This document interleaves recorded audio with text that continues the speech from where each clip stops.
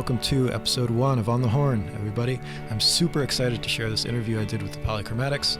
They're one of my favorite bands in Westchester. They're a 6-piece psychedelic rock outfit who I've known for several years at this point, and they played a show at the Logo Warehouse that was fantastic, and I believe it was recorded in full by the guys from Up and Over, so definitely go check their channel out if you're interested in that, which I would highly recommend. If you've got an artist that you want me to talk to for a future episode, or if you're an artist and you want to sit down and chat, make sure to hit me up, but otherwise, enjoy the episode.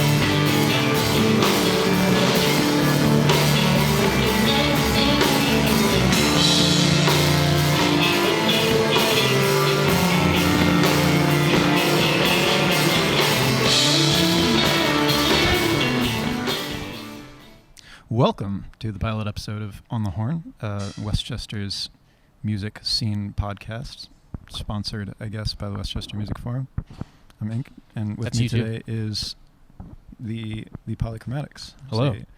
Hi. Well, I guess 2 of the Polychromatics. More will be filtering in as time goes on. Yeah, there's some other people back there. Who are you? I'm John. I play guitar.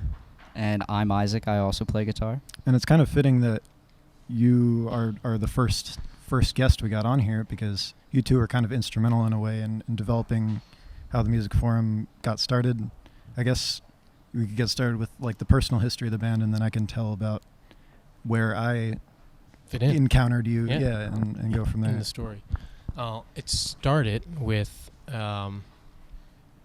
Jordan and I hanging out in either one of our basements, playing some acoustic tunes. And slowly we acquired some different people throughout the lifespan of the group, and we've been cycled through a couple of people, and then we found the 6 people that are the Polychromatics now, which are John, myself, Isaac, Jordan, Noah, Geesley, and Jimmy. They're all back there if you can't see what's going on. Oh, I didn't know Jimmy was a part of the band. Oh yeah, Jimmy's. I gotta amend my introduction. We are so lucky to have 2 drummers. Oh, okay. I did hear about this last time. So yeah. So last time I saw you, you were at the 2300 Arena in Philly. Yes. And Noah was drumming that day. Are we gonna have two kits going? We're gonna do 1 kit.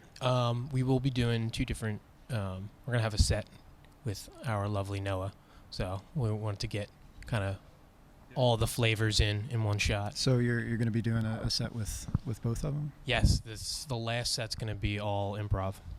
That's so cool. So we'll see how that goes. I had no idea. Noah has not heard the last set. At all. Wow. Only me and John know what's going to happen. And we don't really know what's going to happen. This is fascinating. I had no idea. I guess I should introduce where we are at. We're in the Logo Warehouse? We are. We're in the Logo Warehouse in Broomall, hosted by the lovely Alicia Borromeo, who hopefully we will get a couple words from later. Yeah. But this is the first show they're having here, right? They've never had a show here. Yeah. This is a crazy half-baked idea that in case Polychromatics guinea pigs. We're the guinea pigs for this. We're smart guinea pigs. in case you're not watching the video version of this, we are in a big screen printing shop right now. From the limited amount that you can see on the video, it extends about 50 feet back that way. It's pretty crazy, but it's super cool. Oh, Up and Over's here. Up and Over is here as well. They're like Nick Papa hosting the thing. Nick Papa. They have a very awesome Philly music platform. Always putting people on. Always giving the shine. Yeah. Definitely go check them out. I remember reaching out to them early on, and then I got overwhelmed and couldn't think of any questions to ask. But They- I'm glad they showed up today because I wanted to talk to them. They are the nicest. They will. I think they're the two most facilitating lads I can think of. Especially when we did. I can't remember exactly how we started speaking with them initially in quarantine, but then we did like the quarantine Q&A with them, and they were. Guess it was over social. I would guess it was over social media. Yeah, I would think so. Yeah. And just can't remember how exactly, but It's cool like growing collective of people who are trying to put stuff together because Yeah. you got like the Plays guys too. And yeah, like Ian from Plays, crazy. Just it feels like there's a nice network of people floating around. So my first interaction with you guys was playing a show together, if you can call it that from our end, a few years ago. It was. Good, Played good music. Lord, we played music. We got music out there. I was playing with my band Congrat. At the time, we were down to just the two of us, just me and my buddy Halifax, and we had no idea how to translate our songs into two people, and so we just didn't. And we showed up and played a set that I was extremely unhappy with. It worked out, and I remember when you reached out. At least the night didn't escape me. I was like, oh yes. Yeah, I Brendan guess from it was Congrat. memorable. It was. I mean, we had I don't know- fun. It was I don't know hot. what that means. It was hot. Yeah, Fens. Fens is always hot. Did you see Thanks for the the air AC. conditioner Yeah, yeah. saga. Yes. That's I exciting remember stuff. watching the set and thinking that you guys were sick, and being like, it's like White Stripes up there, just the two of you ripping. Just chewing, ripping. Yeah. It's like I started to get real into it, and then when you ended the set, you ended very abruptly, and then immediately walked out of the door. I did. And I was like, that is some of the most rock star shit. He did it. I- he did it real. I was like, this I, dude's so I cool. felt like I felt like a drama queen. I'm glad it came across as It came as- across as theatrical. cool and indifferent. Yeah. It was um, apathetic. It was awesome. But I just remember we finished and then you guys came on. And it was just like everything that I was like wanting to be in my head. I was just like, this is Thank you. this is just the best. And so like that's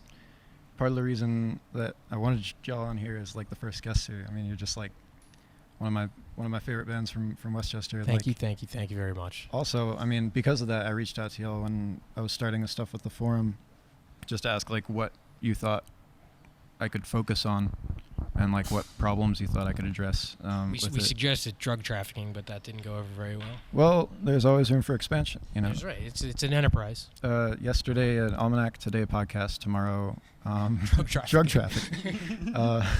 An entrepreneur. Yeah, a Renaissance man. A true Renaissance man.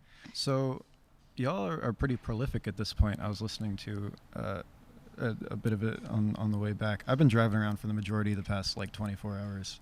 I was telling Isaac before, I drove from my house up to Montclair, over to Manhattan for a party last night, Hard rock lifestyle. down to Newark. I was just designated driver the whole time, so I don't know how hard rock it is, but I guess Ian Mackay exists. I'm gonna have Jordan jump in here. I kind of hit the mic. Sweet. Hi, my name is Jordan Schreiber. Hello, I'm Gisli. Welcome. I don't Hi. know how this is going to be kind of a nightmare to edit together, but I'm kind of looking forward to it. So, how did you both get involved with Polychromatics? I know John just said that you were kind of like friends before this started. So and- John and I actually met through Scott Silver. We went to his music studio. I was actually taking a lesson, and I was singing in that lesson because I sing in another band with Scott.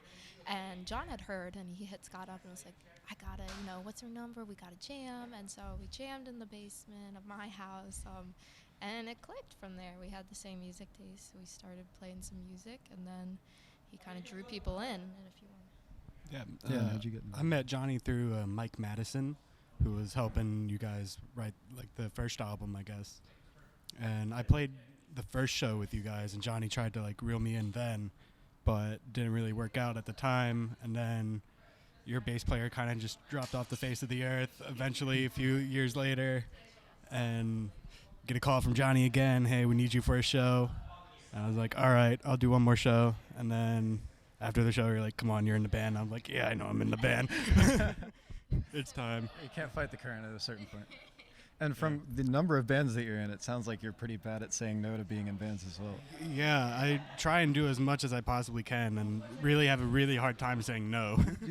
It really seems like you do, because I knew you were in Brain Peel from putting other stuff together. I was in Brain Peel for like a brief stint. Oh, you're not still in Brain Peel? No. Okay, I gotta update the thing then. But then I looked on your Instagram, and it was like you got stuff going with.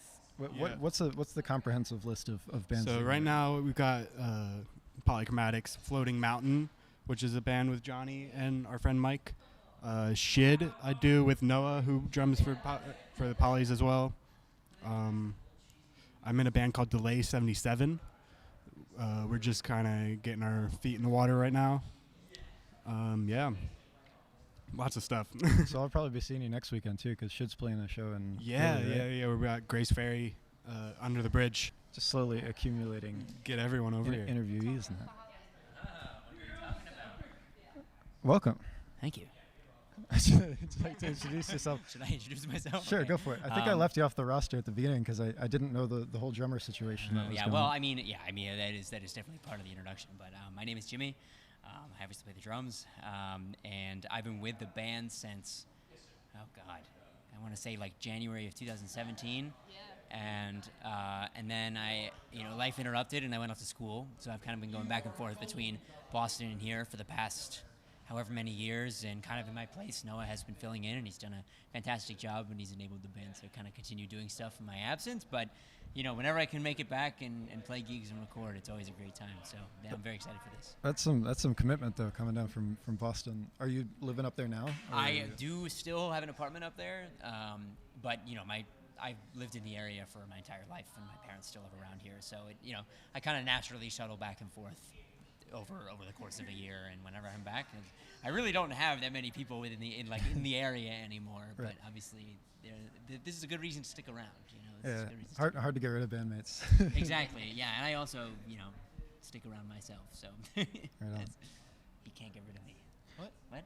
Oh, okay, cool.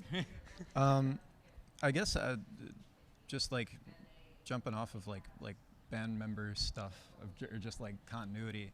What's like the process of writing music like for the Polys? Because you all have a good amount of stuff out at this point. You have the live EP, you got the original self-titled, and then you have the other one, Fabergé Egg, just came out, which was kind of a really cool departure into some more like softer, folky stuff. Do you all write together, or does somebody like bring an idea and you jam it out, or what kind of goes on there? It's a little bit different each time we write something. I feel like each album has brought out something new of us. In the beginning, I feel a lot of it was John, because he did a majority of finding all of us. He had this in his head, music planned out, and then we added our own spice onto it. Everyone was like Jimmy would be like, what if I added this on the drums? That's a cool fill. Or what if I added this vocally? Or what about this bass line? So when we were having regular practices, it was a lot easier to incorporate everything. With COVID and everything, I feel like we kind of did separate stuff, and then we came together and touched things up. But it's been pretty much different each album. We do a mix of everything, I guess. Trying to write together, trying to write separate, but everyone has their own ideas. So you sing for Polys, Yes. if anybody doesn't know. Do you end up singing lyrics that other people have written a good Yes. amount of the time? Yeah. What's that like? I feel like that would be kind of odd. I sing a lot of John's poetry. He writes out, and then I just kind of add it to the music. And it's cool, because when you get to look inside his mind and think what he's thinking. I've sang stuff written by Isaac before, and that's like a totally different, side of the universe with lyrics. And then, I've written my own stuff and sang that. I feel like my stuff's usually more mushy, romantic, and then their stuff is a little bit darker sometimes. But It all kind of works together, though. I mean, like, yeah. name of the game, it's just a bunch of different stuff coming together, and I think that really comes through in the music, especially with this most recent EP. What was the process like for getting that together and recording that with everything going on right now? Yeah, so this EP was a little bit, we wanted to do some more vocal stuff, so I wrote 2 songs myself. Isaac wrote a song, and then John wrote 2 songs, so we tried to just kind of split it up that way. But we wanted to keep it more simple. We didn't have Jimmy with us, so we didn't want to go full hard on the drums yet until he was home with us, so that we could work on something that showed that off. So we wanted to keep it kind of simple. and stack it up from there, layer things onto it, and it worked out pretty cool, I think. So. And where'd the name come from, if I'm allowed to ask that? Not me. I think that was all John. I don't have Yeah. any information on that, unfortunately. Yeah, I mean, I think it was just. I mean, he's explained it before, but I think in general, like obviously polychromatic means like many colored, and I think that was just his vision for like our sound. Was just to have a sound that kind of reflected that, and you can kind of see that. Like, and I also like how, as a band, we've kind of embraced like we have either the black and white aesthetic, which is like a contrast to polychromatics, or we go like tie-dye. Right. Like it's basically one or the other, which I think kind of speaks to like. But it's the great. needs It's not like garish tie-dye. It's like Right. it works. I don't know. That's No, something nice. I've been Yeah. just impressed with about the visuals. You do a couple covers pretty regularly in your sets. You do Astronomy Domini and Interstellar Overdrive from Piper at the Gates of Dawn, which was 67, and then Moon Age Daydream, which just had its 50th anniversary. Did you see that a couple days ago? I guess, how did you start playing those? Is that music that you listen to a lot? And also, like, looking 50 years in the future, what kind of music from today do you think bands are going to be picking up and playing it at their shows? I know covers have kind of taken on a different meaning as time goes on, and it's kind of interesting to think about, like, will covers even have a place in 2070 or whatever? Yeah. I think they will have covers, and I think that's something that's not going to go away because people are always going to admire other. Oh, you're good.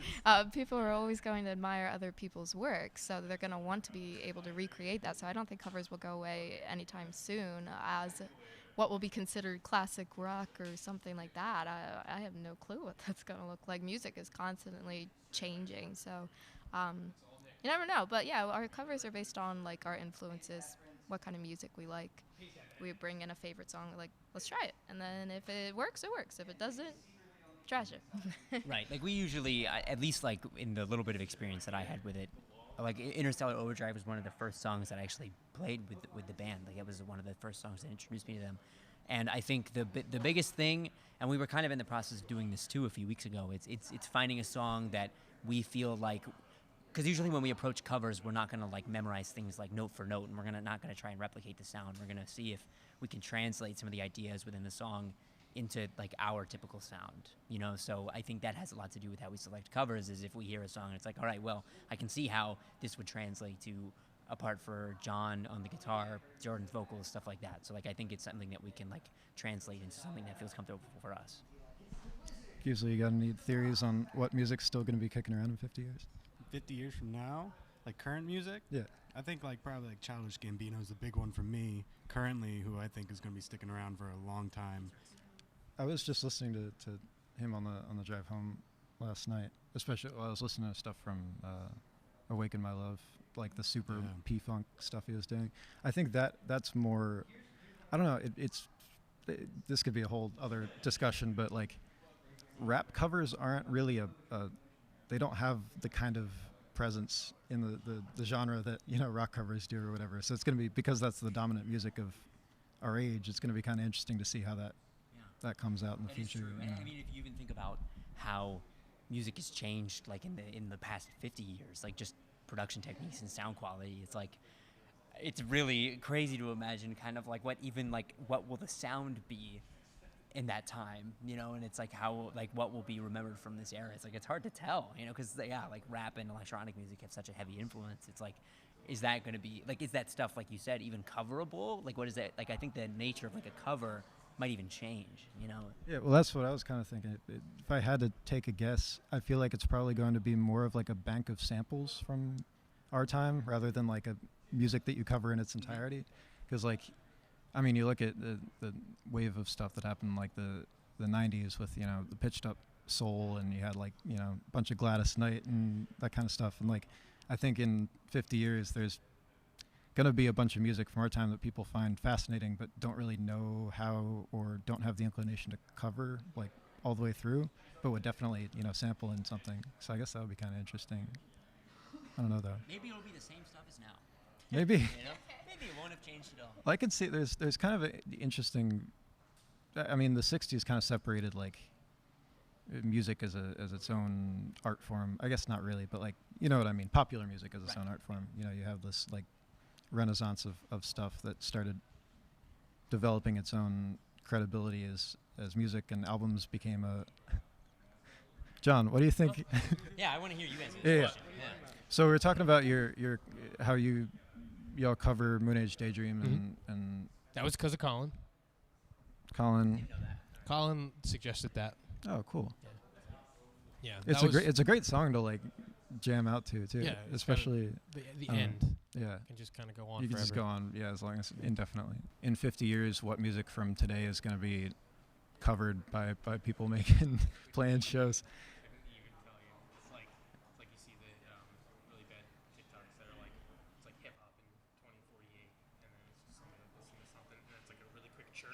And that's it. It's like I don't think music is gonna like go postmodern, but I don't know. I don't even know if that's the term. It's riding that wave though. Post pop.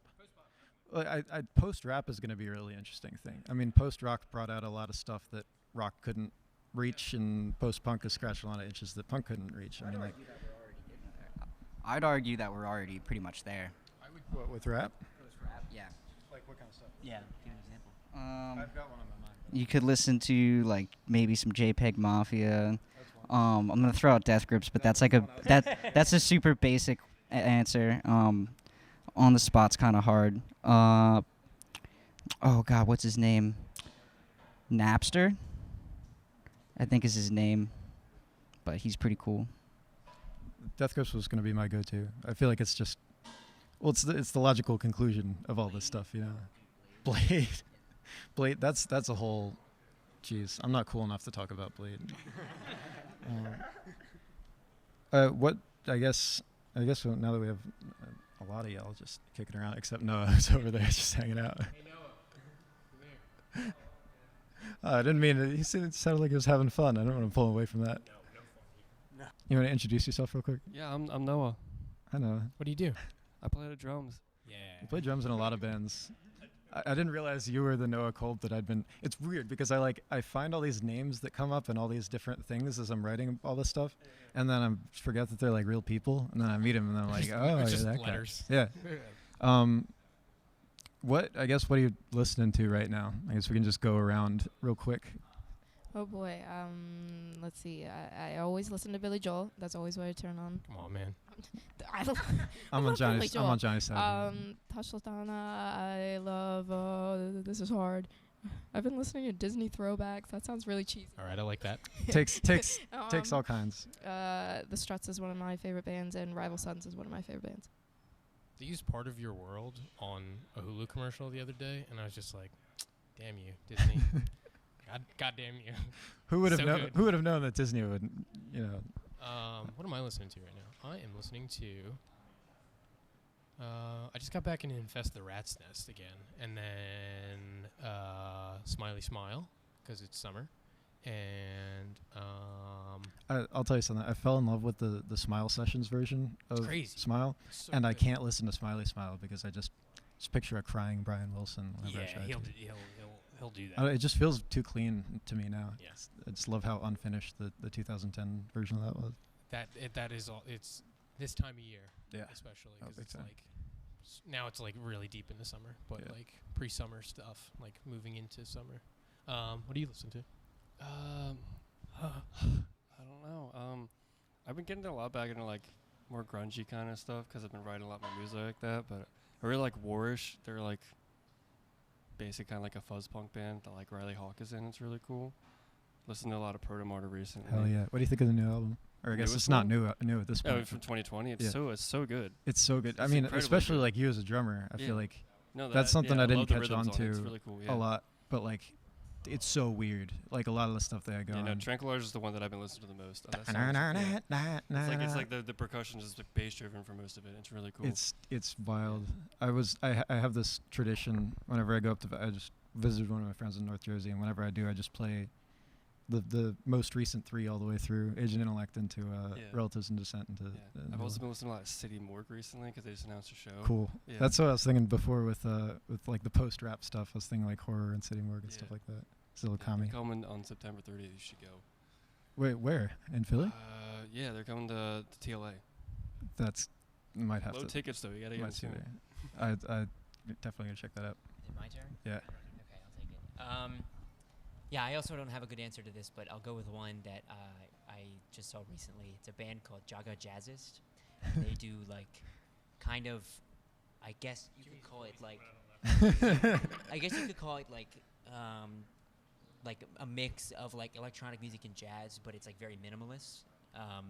And they just released a live album that was accompanied by like a short film of them playing at the top of this like really tall tower somewhere, and they basically filmed like half of it from outside using drones, and then the inside they had these like, the album was called Pyramids. They had all these like little light up pyramids.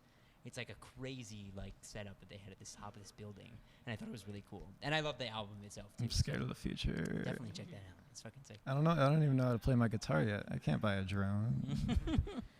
I don't know if they had an in-house drone. I'm sure they, you know.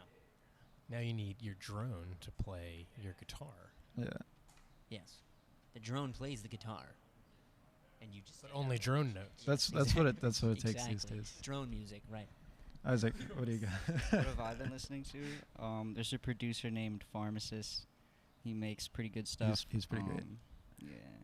Freddie Dredd. A lot of songs that make me sad. Been listening to a lot of Is that really the sad name of music. a? Oh, okay. No, just sad. I wouldn't put it past anybody at this point. Just a lot of songs that make me sad mostly. Let me think of like a good artist in our wheelhouse I've been bumping. Sheesh. I'm always listening to the OCs, like always. The OCs are like my bread and butter, so. It's a go-to. Me, I'm always listening to a lot of Can.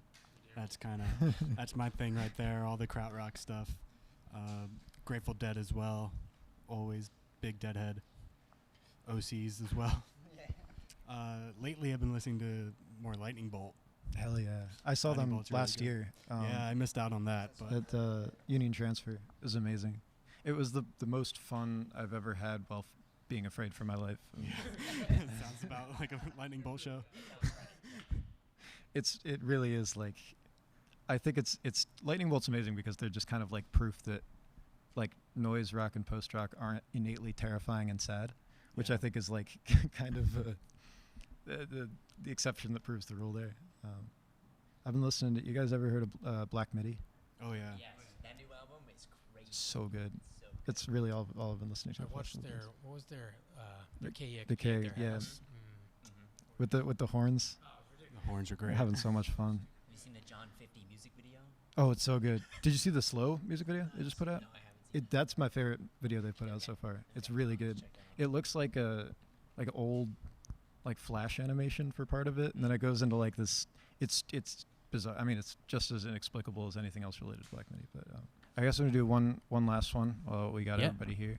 I guess just like go around in our semicircle again. Dream collab. If you could collab with anybody living or dead on some music. Anybody living Anybody. or dead. Like for the Polychromatics or just ourselves? Whatever you want. Your fantasy boyo. Oh wow. I would be really curious if he was alive today. What would he be doing with music? It sounds like a dumb answer, but like Mozart. Like I think that'd be super cool to have some kind of like wickedly composed song in modern day like that. I don't know. We're just coming to kick our ass. Yeah. Yeah, Mozart kick our ass. You'd like to think that you would just be immediately irate and like impossible to deal with. Sheesh. No, I think it would be. I mean, just like how the rules of music have changed since his time. I think it would be kind of interesting to get into that. Like what would he think works? What would he think is dumb that we're doing right now? Yeah. Yeah. Maybe majority, but maybe not, yeah. Maybe he's like, finally, they started talking about fat ass. What the world has been waiting for. Sorry. Mozart comes back and plays Die Lit consecutively for 6 weeks.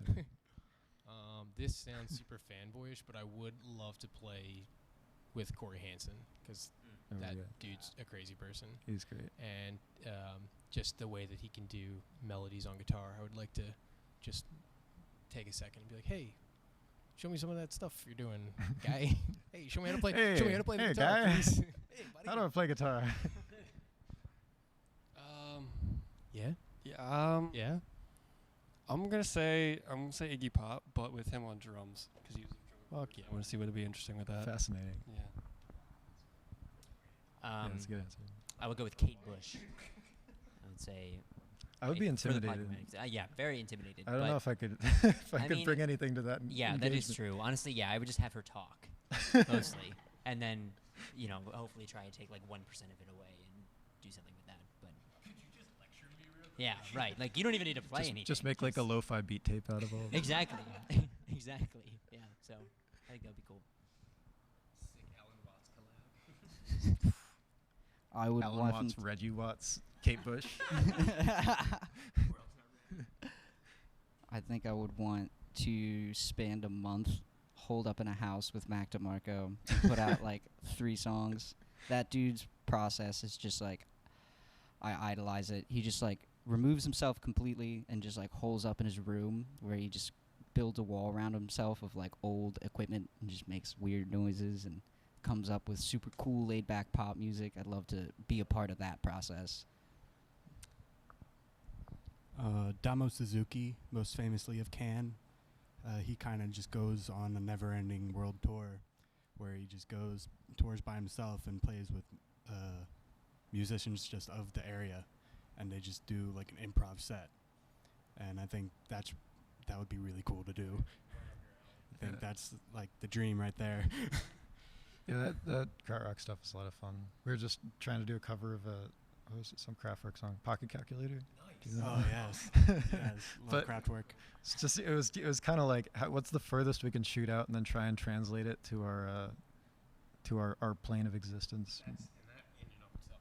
I was gonna say that in and of itself is like almost impossible because that's all just synthesis. I feel like there's sort of 2 ways you can go with covers, where you go like something kind of in your lane and just try to bounce off of it, or go something so far out of your lane that it just creates something entirely new. Yeah. Is there any, I said that was my last question, is there any other covers that y'all will be interested in doing in the future, or like directions?